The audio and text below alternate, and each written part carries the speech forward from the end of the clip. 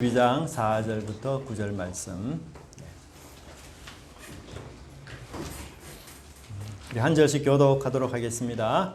이에 아브라함이 여호와의 말씀을 따라갔고 롯도 그와 함께 갔으며 아브라함이 하란을 떠날 때에 75세였더라.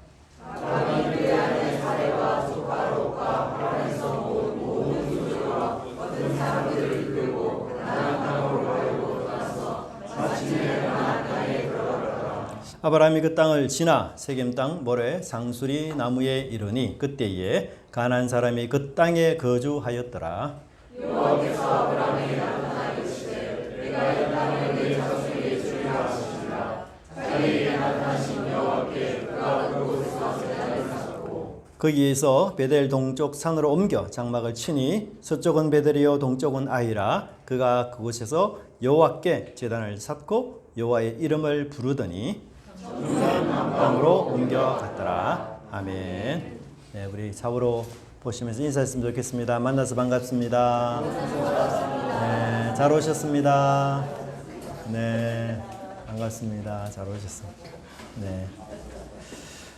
우리 지난주 팀별 성경 퀴즈 대회 하신다고 우리 즐거운 시간도 가졌고 수고도 많았습니다. 우리가 한 3번 정도 지금 했던 상황이죠. 근데 놀랍게도 점수가 점점 높아진다는 사실. 아주 고무적인 일인 것 같습니다.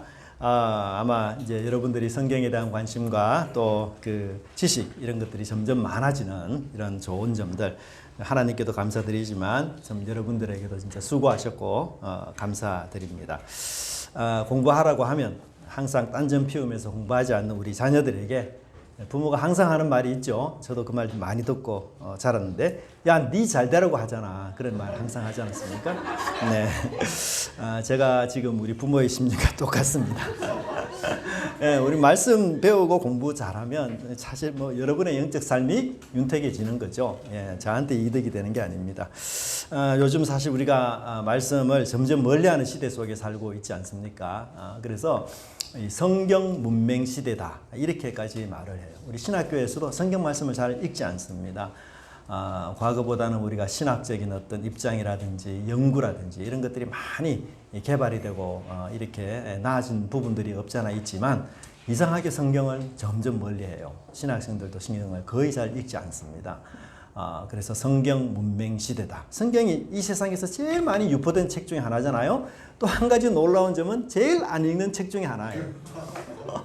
이 역사를 갖고 있는 책이 성경입니다. 그렇지만 우리는 살아있는 사람들이죠. 그래서 이 생명이 왕성한 물고기처럼 이 세대를 거슬러서 그렇게 풍토를 거슬려 이렇게 올라가면 좋겠다. 그런 생각이 듭니다. 그래서 여러분들이 말씀을 더 많이 알고 더 많이 읽고 더 많이 깨달아서 정말 말씀이 넘치는 은혜가 넘치는 교회 되었으면 정말 소원합니다. 저를 보지 마시고 말씀을 보면 제일 좋습니다. 사도 바울도 말씀에 에베소 우리 장로들을 위탁하고 맡겼지 않습니까? 그래서 말씀만 여러분에게 남는다면 뭐 어떤 어려움과 시련도 이 세상에서 참 하나님의 뜻 가운데 그렇게 살아갈 수 있으리라 그렇게 생각이 듭니다. 아브라함은 사실 우리 75세가 되어서 하나님 명령을 따라서 인맥 또 지맥 혈맥을 다 버리고 떠났죠. 근데 떠나기가 참 쉽지 않았을 겁니다. 포기하기도 쉽지 않았을 것이고요. 그런데 떠나지 않고 포기하지 않으면 아브라함 삶에 새로움은 존재하지 않아요. 하나도 변화되고 달라지는 게 전혀 없습니다. 아브라함은 75세까지 정말 세상을 붙잡고 살지 않았어요. 나 세상 떠나면 죽을 거다. 이런 생각으로 세상 붙잡고 그렇게 75세까지 고된 인생을 살았지만 그 세상이 아브라함이 갖고 있는 치명적인 단점, 불임의 문제 해결해 주지 못했어요. 아무도 아브라함에게 자녀 없는 아브라함에게 자녀를 줄 수 없었고 정말 아브라함 가정에 생명이 필요했지만 생명을 전혀 줄 수 없는 그런 세상 속에 아브라함이 살았어요. 그러다가 아브라함이 하나님의 부르심을 따라 이제 혈맥, 인맥, 지맥을 떠나 포기한 아브라함에게 하나님은 정말 놀라운 약속을 하셨어요. 어떤 인생이 되도록 하셨습니까? 복 받는 인생, 복 자체인 인생, 그리고 복을 나누어 주는 인생이 되겠다. 정말 놀랍고도 획기적인 약속 아닙니까? 저는 우리 성도님들이 정말 복의 이 첫 출발이 되고 우리 가정에서 가문에서 정말 복을 나누어주고 복 자체인 인생 되기를 정말 원합니다. 우리가 여러분 복을 찾았어, 복을 쫓아갔어, 그렇게 찾아 헤매는 인생, 그런 인생이 아니에요. 복이 찾아오는 인생, 복이 주어지는 인생. 여러분 복은 받는 거 아닙니까? 누구로부터요? 하나님으로부터. 용돈은 누구로부터 받습니까? 부모님으로부터. 복은 받는 거예요. 오늘 우리 자녀 되신 분들 제가 힌트를 줬으니까 부모님부터 용돈 좀 타시기 바랍니다. 우리 복의 원천이 되신 하나님을 섬기게 되면 우리가 복된 인생이 된다는 것, 그거 항상 우리가 기억하면 좋겠습니다. 우리 도중에 데라와 같은 데라처럼 우리 하란의 유혹에 굴복하지 않았으면 좋겠다, 그 생각이 듭니다. 하란의 유혹에 빠지면 새로운 인생, 창조적 인생, 복된 인생은 전혀 살아줄 수 없다는 것 우리가 늘 깨닫고 다시는 하란을 쳐다보지 않고 돌아오는 그런 삶이 되었으면 좋겠습니다. 그래서 우리가 복된 인생이 되기 위한 첫 걸음은 바로 아브라함의 순종이라고 볼 수가 있습니다. 아브라함은 성경에 보니까 하나님의 말씀을 따라갔다 이렇게 표현되어 있는데요. 하나님 말씀을 따라갔다라고 말할 때 그 말씀이 무엇일까? 구체적으로 1절을 보면 하나님 말씀의 핵심이 두 가지예요. 첫째는 고향을 떠나라. 둘째는 약속의 땅으로 가라. 이 두 가지가 하나님이 아브라함에게 내리신 굉장히 중요한 핵심 키워드인데요. 그런데 정확하게 아브라함이 이 명령에 순종해요. 그래서 4절을 보면 떠났다. 그리고 5절에서는 가나안 땅으로 가려고 떠나서, 그리고 5절에서는 마침내 가나안 땅에 들어갔다. 그렇게 말하고 있습니다. 즉 하나님 말씀하신 대로 아브라함은 떠났고 그리고 마침내 약속한 땅에 도착했다. 하나님께서 말씀하신 이 핵심적인 명령 두 가지를 아브라함은 정말 적극적으로 순종하고 명령대로 그렇게 단호하게 순종했다. 그래서 아브라함은 이 하나님이 주신 복을 받고 누리기 위해서는 하란 땅을 어떤 의미에서 떠났다라고 말하기보다는 탈출했다라고 말해도 과언이 아니라 그런 생각이 듭니다. 아브라함은 땅의 고향을 버렸어요. 그렇지만 하늘의 고향을 얻을 수 있었습니다. 근데 여러분 아브라함의 후손들의 동일한 특징이 뭔지 아세요? 아브라함의 후손들의 모든 동일한 특징은 탈출하는 사람이에요. 탈출하는 사람. 바로의 노예로 일상을 정말 처참한 고통 속에서 살아가던 이스라엘은 어디를 탈출했습니까? 애굽을 탈출한 사람이었습니다. 근데 그들의 조상되는 아브라함이 먼저 하란을 탈출했어요. 출하란. 출하란 했으니 그의 조상, 그의 후손들도 출애굽하는 겁니다. 그런데 그 믿음의 후손이 되는 우리들 역시 어디에서 또 나와야 되는지 아십니까? 계시록에 보면은 바벨로부터 나와라 그렇게 말하고 있어요. 내 백성아 거기서 나와. 거기는 바벨이거든요. 바벨이라는 이 세상에 나와라. 여러분 아무리 좋고 아무리 성공하고 아무리 좋은 것을 누리고 얻는다 할지라도 죄에서 떠나는 것, 죄에서 탈출하고 벗어나는 것, 이것이 바로 옛삶을 버리고 새로운 삶을 사는 첫 출발의 시작이다라는 것을 우리가 반드시 기억할 필요가 있습니다. 그렇다면 우리는 여기서 한 가지 질문을 던져야 되는데요. 그것은 뭔가 하면 아브라함의 순종의 강도가 과연 몇 %일까? 아브라함의 순종의 강도가 50%일까? 아니면 100%일까? 하나님 말씀대로 하란을 떠나서 가나안 땅으로 한번 가보고 거기서도 이렇게 보니 별 뾰족한 수가 없네. 다시 돌아가야 되겠다. 그런 마음으로 아브라함이 하란 땅을 출발해서 가나안 땅에 도착했는지, 내가 하나님 명령대로 일단은 한번 살아보자. 그래서 내가 형편맞게 상황에 봐서 그렇게 한번 살아보다가 이거 아니네. 그 생각 들면 나 다시 하란으로 돌아와야지. 이런 두 마음을 갖고 아브라함이 하란을 떠나 가나안 땅에 도착했는지, 아니면 정말 한 마음 가지고 일절 나는 하란을 뒤돌아보지 않겠다.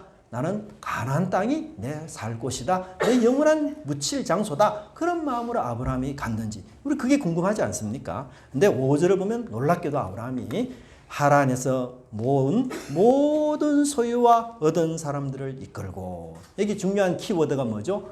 모든 소유. 아브라함이요 하란에 나올 때 전 재산을 다 가지고 나왔습니다. 뭐 그 재산이 얼마나 되는지 성경은 자세하게 언급은 하지 않지만 상당히 많은 가축과 재산들을 가지고 나온 것 같아요.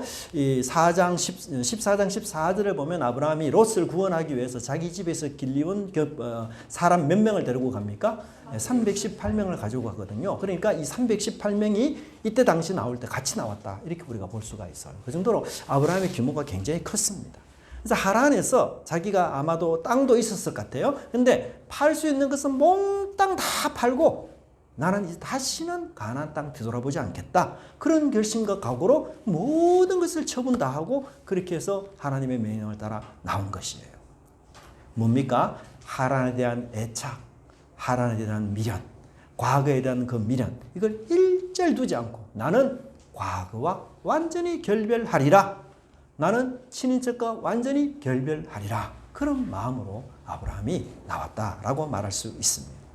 우리 친인척과 결별한다는 말을 여러분 오해하지 마시기 바랍니다. 뭐 함께 어울리지 말라 이런 뜻 아니고요. 뭐 사실은 우리가 더 친하게 지내면서 우리 교회로 인도해야 되고 뭐 그들에게 해야 될 도리를 뭐 200%, 300% 더 잘 해야 되는 것이죠. 친인척과 완전히 결별한다 이 말은 뭡니까?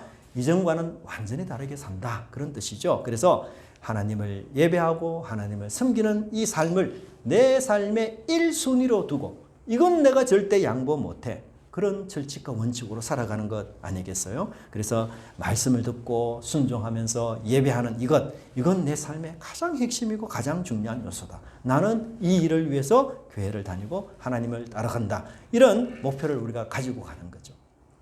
여러분 죄송하지만 이 예수님을 우리가 믿고 하란에서 떠난 증거가 뭡니까? 아버지와 어머니의 명령보다도 누구의 명령을 더 중요하게 생각하는 거죠? 하나님의 명령과 말씀을 더 중요하게 생각하는 것. 이것이 하란에서 떠난 아브라함의 심정입니다. 여러분, 우리 자녀가 결혼을 하면 뭐 아내나 남편을 이렇게 얻어서 부부가 되지 않습니까? 근데 부부의 촌수는 몇 촌이죠? 예, 무촌이에요. 부부의 촌수는. 근데 나와 아버지, 나와 어머니의 관계는요? 1촌이에요. 그러니까 부부 관계가 더 가까워요.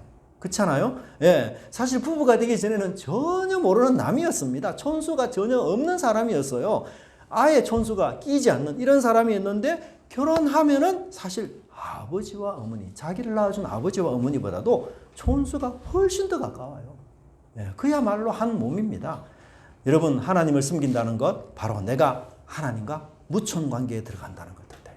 그러니 우리 육신의 아버지, 우리 육신의 어머니보다도 앞서는 관계, 더 친밀한 관계, 혈육보다도 더 깊은 관계, 그 관계를 내가 유지하고 누리는 것. 그게 뭐예요? 아브라함이 하란을 떠난 증거라. 그렇게 이야기한 것입니다.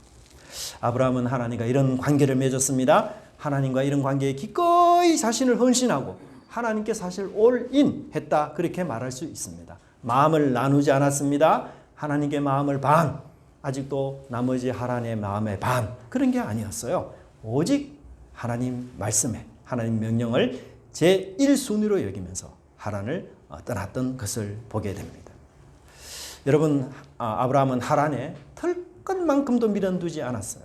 여러분 복을 받은 사람, 하나님의 복을 받은 사람의 가장 중요한 특징이 바로 하나님 제1주의로 살아가는 것. 이게 우리의 목표이에요. 그래서 우리 이 사람의 제일 되는 목적이 무엇인가라는 웨스트민스터의 중요한 1문답이 바로 뭐예요? 그 답이 바로 하나님을 영화롭게 하고 영원토록 우리 하나님을 즐거워하는 것. 이게 사람의 목적이다. 그렇게 정의하는 것처럼 정말 아브라함은 하란을 떠나서 하나님 제1주의로 살아가는 그런 사람이었던 것입니다. 여러분 이거 사실을 데라와 한번 비교해 보세요. 아브라함이 굉장히 많이 변했어요. 그렇죠? 아브라함 사람이 달라졌습니다. 하란을 좋아하던 자기 아버지의 데라와 완전한 반대의 삶을 아브라함이 지금 살고 있는 것이에요. 우리 찬송에 보면 이런 찬송이 있습니다. 이전에 줬던 것 이제는 값없구나. 네. 주 안에 감추인 새 생명 얻으니 이전에 줬던 것 이제는 값없다. 하늘의 은혜와 평화를 맛보니 찬송과 기도로 내가 주와 함께 살리라. 그렇죠. 이전에 줬던 것 이제는 다 가치가 없어지게 돼 있는 것. 그것이 바로 아브라함이 하란을 떠난 이유였어요. 이전에 좋았던 친구들 결혼해 보십시오, 여러분. 신부가 더 좋고 아내가 더 좋아집니다. 바뀌고 변하는 거예요. 임신하면 우리 몸에 사람의 생명을 갖게 되면 뭐예요? 우리 몸이 바뀌고 변합니다. 입맛도 달라지고 생활 패턴도 달라지고 체형도 변화돼요. 이처럼 아브라함이 지금 달라졌습니다. 여러분 사람의 생명을 갖게 된 임산부도 변하고 달라지는 거 그거 너무 당연하다면 하나님의 생명을 가진 이 사람들의 변화 이건 뭐 말할 필요가 없을 것입니다. 여러분 생명은 반드시 표가 나게 되어 있어요. 생명은 반드시 드러나게 되어 있습니다. 우리가 겨울에는 이렇게 추운해도 생명이 있으면 봄 기운의 그 힘을 받아서 마침내 꽃을 피우게 되는 것이에요. 아브라함에게는 이 말씀의 생명이 그에게 있었어요.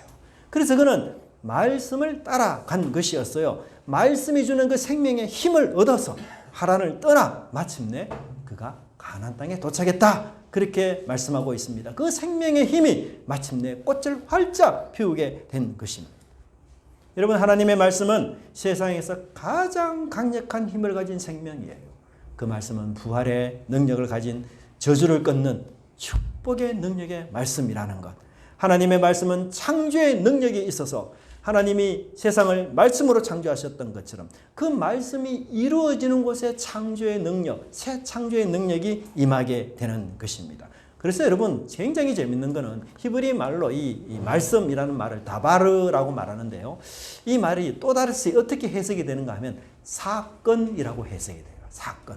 두 가지를 동시에 써요.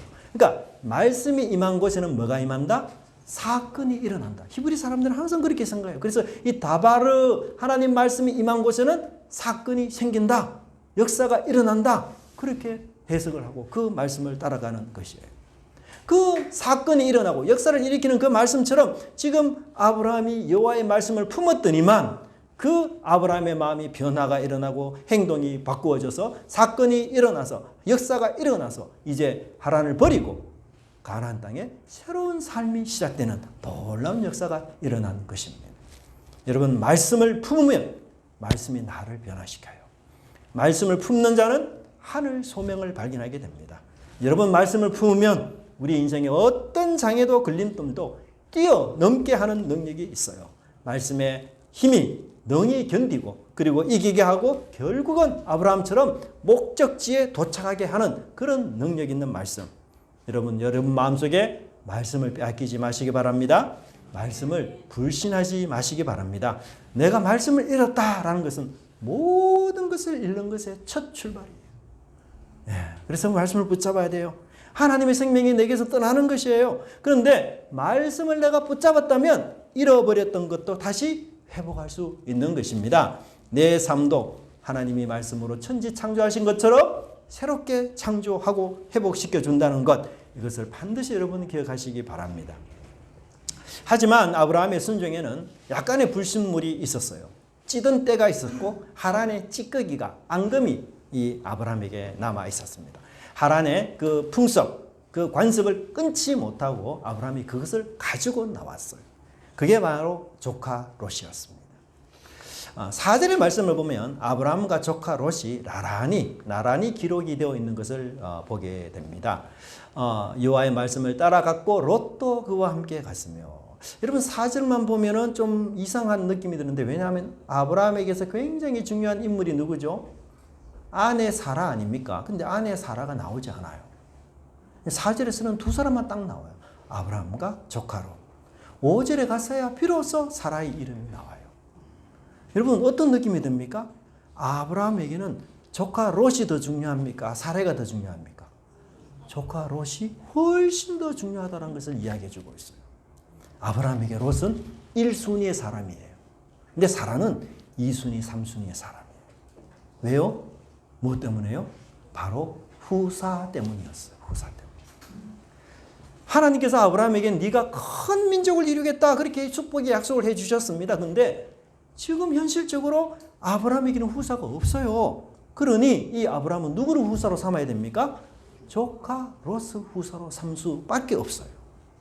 특별히 롯은 어떤 사람이죠? 갈대아 우르에서 죽은 하란의 아들입니다. 하란은 아브라함의 동생이거든요. 그리고 아버지가 죽고 그렇게 했으니까 롯은 사실 고아나 마찬가지예요.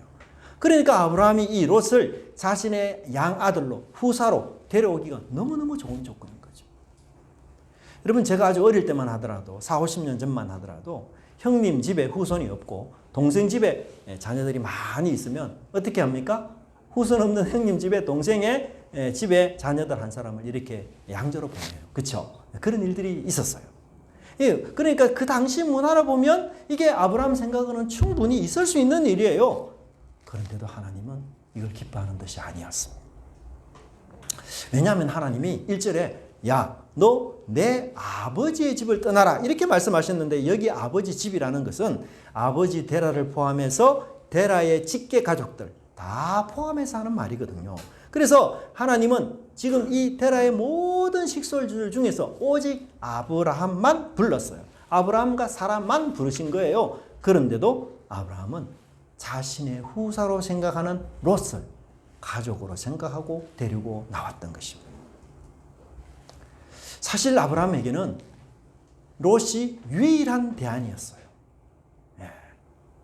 그래서 하나님의 약속이 이제 양아들로 입양한 이 조카 롯을 통해서 야, 하나님의 약속이 성취될 것이다. 그렇게 생각하고 유일한 대안인 롯을 데리고 왔기 때문에 사실 아브라함의 마음에는 누가 더 중요하냐? 롯이 훨씬 더 비중이 컸고 중요했어요. 사라는 이미 아기를 낳을 수가 없는 상황이었거든요. 수십 년을 거쳐서.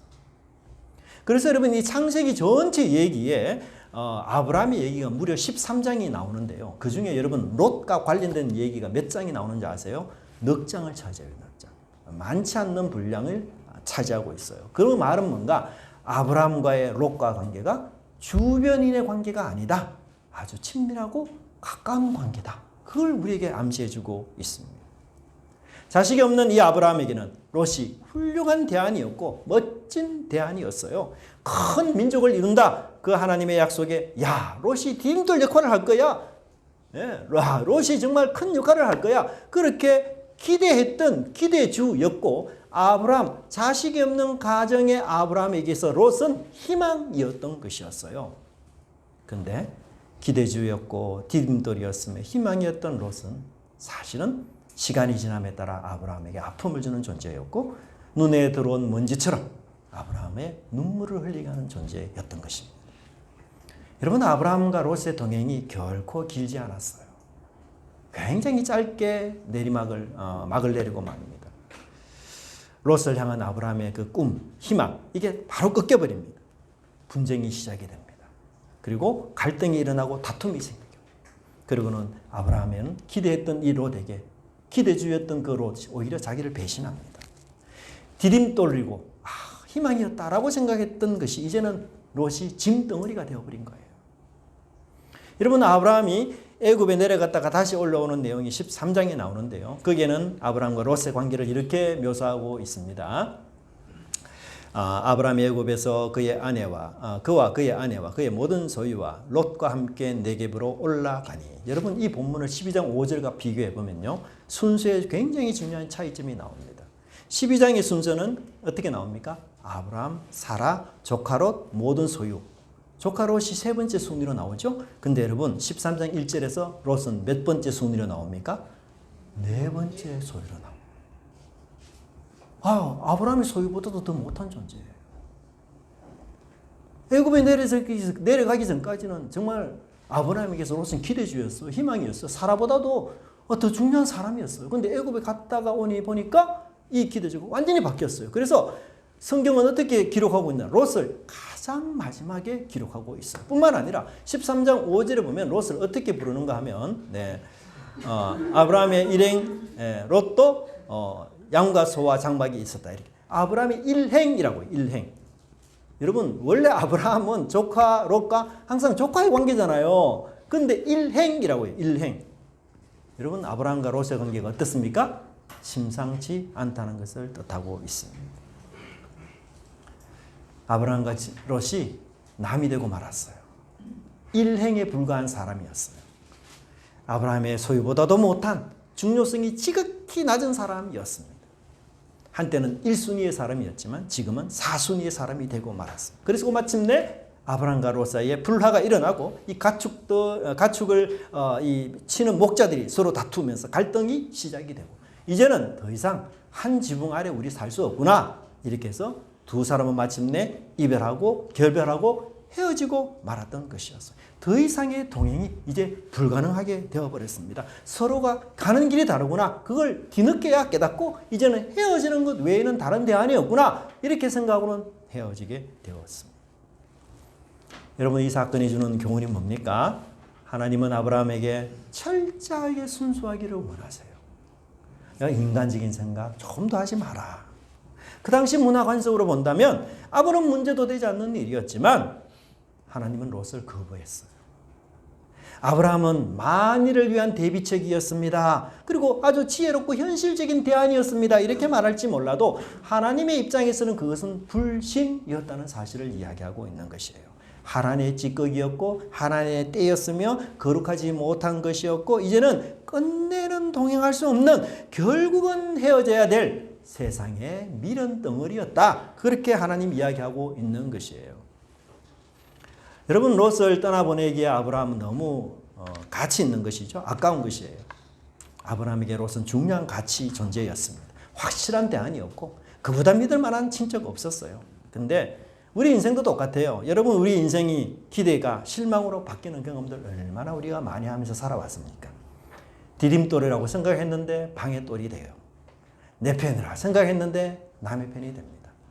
님이라고 생각했는데 남이 된 겁니다. 확실한 대안이었고 정말 힘이 되고 의지가 되던 그 확실한 직장, 확실한 사람, 그 확실한 자녀들, 그 친척들, 친구, 동료가 더 이상 힘이 되지 못하구나. 그래서 분쟁과 다툼으로 그 관계에 금이 가서 결국은 헤어지고 결국은 나누어지고 결국은 서로 다른 길로 가는 그런 일들이 얼마나 많이 있어요. 최근에 제가 여러 결혼식에 참여했지만 아주 좋은 신랑 신부가 너무 이쁜 그런 결혼식을 제가 한번 소개시켜드리고자. 네, 이 결혼식입니다. 네. 여러분 가셔도 자세히 못 보셨죠? 그래서 제가 한번 너무 천상에서 내려온 것 같죠. 참 얼마나 이쁩니까? 너무 참 사진 달라 하면 저한테 허락받고 주세요. 여러분, 저는 이 결혼식에 참여하면 우리 신랑 신부들이 거의 다 흰 드레스를 입잖아요. 그렇죠? 거의 흰 드레스를 입어요. 왜 그럴까요? 그 흰 드레스 입는 이유가 아마 순백, 순수, 그 순결, 이걸 뜻하는 것 같아요. 그죠? 하나님은 아브라함에게 정말 순결하기를 원하세요. 하나님이 거룩하니 아브라함도 순결하고 거룩하기를 원하시는 거예요. 세상의 때, 세상의 찌꺼기, 그 조금이라도 하나님은 있다면 싫어해. 너 나 의지해. 내가 너의 인생 책임져 주는 거야. 다른 대안 생각하지 마. 장깨 부리지 말고 꼼수 부리지 말고 그냥 정직하게 말씀 안에서 그냥 우직하게 이거 다 될까? 그 생각하지만 그래도 너 나 믿고 그렇게 따라와. 그냥 한 길 가는 거야. 하나님 그걸 원하세요. 세상의 그 수단 방법으로 살려고 하지 마. 그건 하란에서 살았을 때는 가능할지 몰라도 가나안 땅에서 너가 나와 언약을 새롭게 맺었을 때는 너 더 이상 그렇게 살면 안 돼. 그냥 나를 믿고 순수하게 순결하게 그것만 고민하면서 나 따라와. 다른 대안 없어. 내가 바로 뭐예요? 대안이야. 그렇죠? 하나님의 우리의 유일한 대안은 하나님이에요. 하나님이 우리의 절대 대안입니다. 내가 너의 디딤돌이 되어줄게. 내가 너의 반석이 되어줄게. 그러니 걱정하지 말고 그 인생길 믿으면서 나와. 그렇게 하나님 이야기하지 않습니까? 아브라함의 기대와 달리 생각과 달리 롯과의 일행은 사실 오래가지 못했어요. 아브라함은 말씀을 따라갔지만 롯은 아브라함을 따라갔기 때문에 아니겠어요? 아브라함에게는 있었지만 롯에게는 없는 것이 있었어요. 단 한 가지. 그게 뭡니까? 말씀이 롯에게는 없었습니다.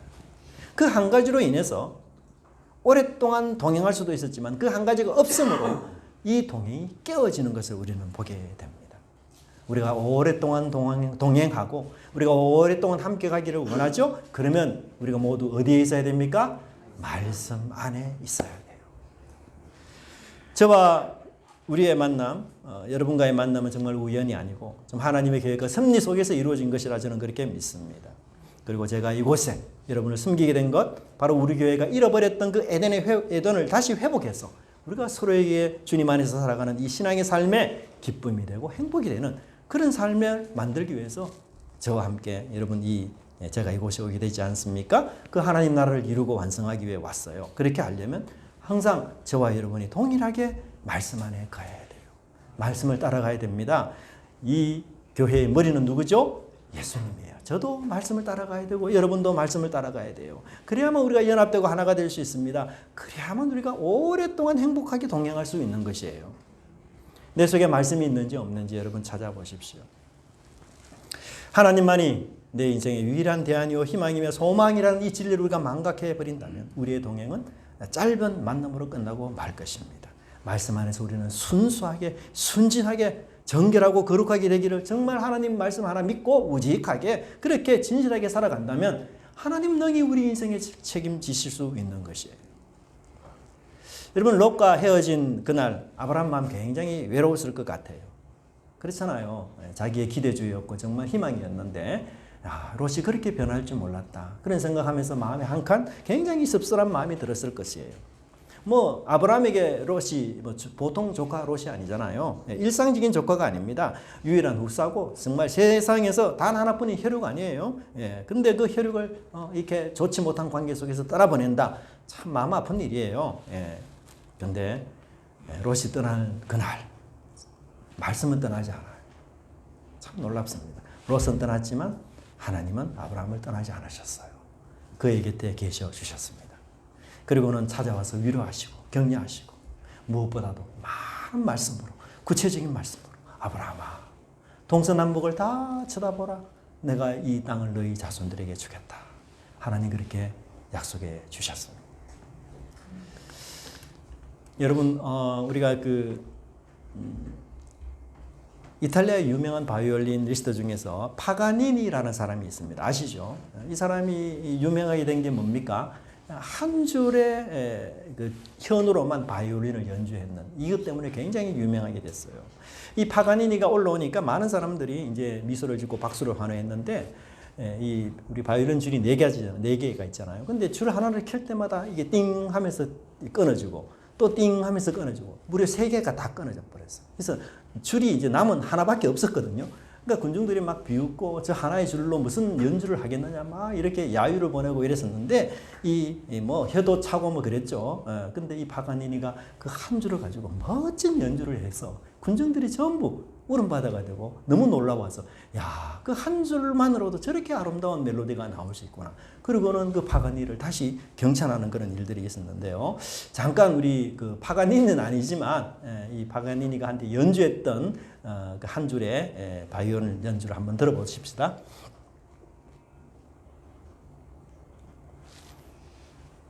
한 줄만 있는 바이올린입니다.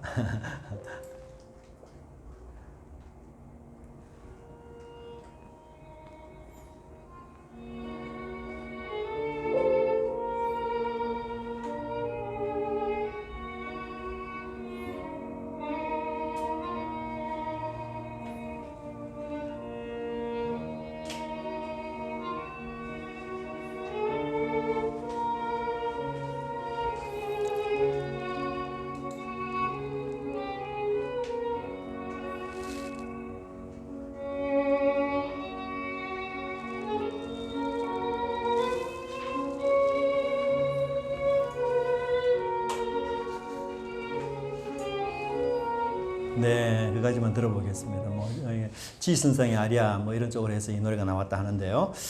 저는 참 이 장면을 보면서 정말 너무 놀랬던 게 뭔가 하면 쓸모없는 것이라도 뭐 사실 우리가 이 바이올린 줄 하나만 있는 건 쓸모없는 바이올린이잖아요. 그런데도 불구하고 이 너무나 전문가적인 이 파가니라는 유명한 사람의 손에 탁 잡히니까 모든 사람들이 감동하는 그런 음악이 나온 거예요.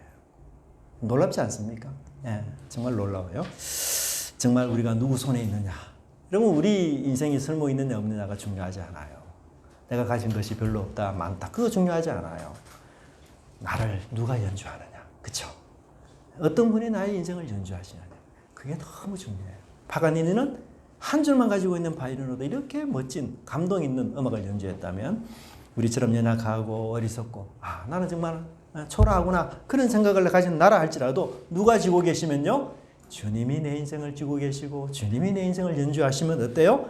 깜짝 놀랄 만한 그런 놀라운 음악을 연주하기 가능한 것이에요. 롯은 애지중지했던 롯과 아브라함은 떠났습니다. 홀로 남았어요. 한 줄의 바이올린처럼 아브라함은 그렇게 한 명만 남는 홀을 단신이 다시 되어버리고 말았습니다.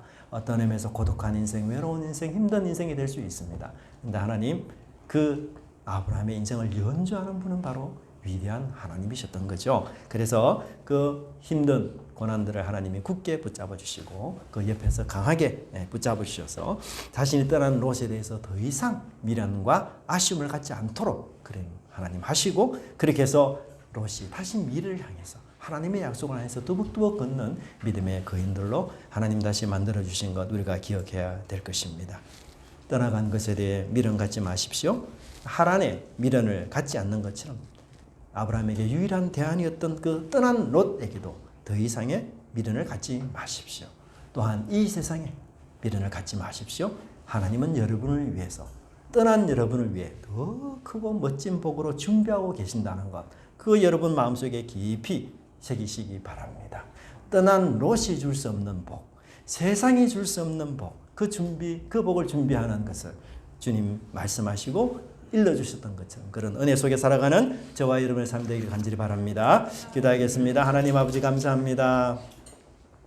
롯의 마음에 희망이었고 기대주였고 디딤돌이었던 조카 롯이 떠난다는 것, 정말 자기는 하란에서 나올 때 전혀 예상하지 못했던 그런 일들을 겪었지만 하나님 그럼에도 불구하고 하나님께서 말씀을 붙잡고 살아가는 이 아브라함에게 힘과 용기를 허락해 주시고 마치 한 줄만 남은 바이올린처럼 외롭고 고독하고 힘들 때 하나님 나타나셔서 그를 떠나지 아니하시고 오히려 그에게 더 풍성한 말씀으로 위로하시며 건면하셔서 아버지 하나님 반드시 하나님의 복으로 함께 해주겠다고 약속하신 그 믿음의 말씀 저희들도 붙잡고 나갈 수 있는 저희들 되게 하여 주시옵소서.